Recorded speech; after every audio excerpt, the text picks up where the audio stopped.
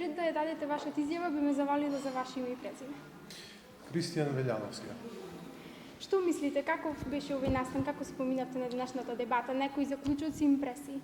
Па, настанот беше на најдобро ниво, имавме доста плодна дискусија, што стварно ми се допадна и може да видам од повеќе аспекти, еве јас студент на УКЛО, како е на општинско ниво, како е на ниво на самиот универзитет од професорите и на ниво на невладините организации.